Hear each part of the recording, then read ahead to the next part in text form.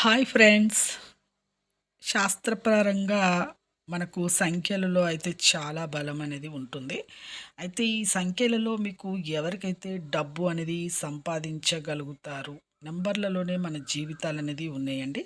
మరి ఎవరెవరు మీ జీవితాల్లో ఎంత డబ్బు సంపాదిస్తారో తెలుసుకోవాలంటే ముందుగా నా ఛానల్ అయితే ఒక చిన్న లైక్ అయితే చేయండి. నచ్చితేనే లైక్ చేయండి, నచ్చకుంటే డిస్‌లైక్ చేయండి. సబ్స్క్రైబ్ చేయడం కూడా కొత్తగా చూసేవాళ్ళు చేయండి. అలాగే ఇక ప్రతి ఒక్కరికి వీడియో అనేది షేర్ చేయండి. ఇక మీకు లేటెస్ట్ వీడియోస్ పైన ఐకాన్స్‌లో ఎండ్ స్క్రీన్స్‌లో వేస్తాను చూడండి. అలాగే ఇప్పుడు ఇక మనం లేట్ చేయకుండా అయితే వీడియోలోకైతే వెళ్ళిపోదాం ఫ్రెండ్స్. మీ జీవితంలో డబ్బును సంపాదించగలుగుతారా లేదా అనేది మీరు దైవాన్ని తలుచుకొని మీ చూపుడు వేలునైతే ఈ నెంబర్‌లో పైన టచ్ చేయండి. అయితే ఈ నెంబర్‌లో ఏదైనా ఒక నెంబర్‌లో టచ్ చేస్తే మీకు తెలుస్తుంది.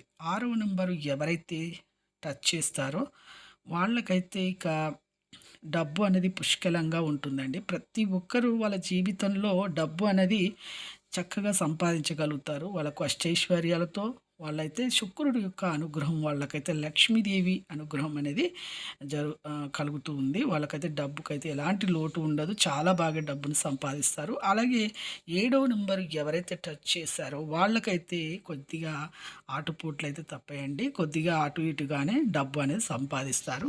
డబ్బు అనేది వాళ్ళ చేతికైతే సంపాదన అనేది ఉంటుందండి. అలాగే ఇక నాలుగో నంబరు ఎవరైతే టచ్ చేశారో వాళ్ళైతే ఇక వాళ్ళకు లక్ష్మీదేవి అనుగ్రహం అయితే పూర్తిగా ఉంటుందండి. వాళ్ళు ఎంత సంపాదించాలంటే ఇక అంతులేని సంపాదన వాళ్ళకైతే చేరుతూ ఉంటూ సంపాదిస్తారండి. చాలా బాగా డబ్బు అనేది సంపాదించగలుగుతారు. చాలా ఎక్కువగా సంపాదించడం జరుగుతుంది. అలాగే ఇక డ మహాలక్ష్మి అనుగ్రహం అయితే వీళ్ళకైతే ఉంటుంది.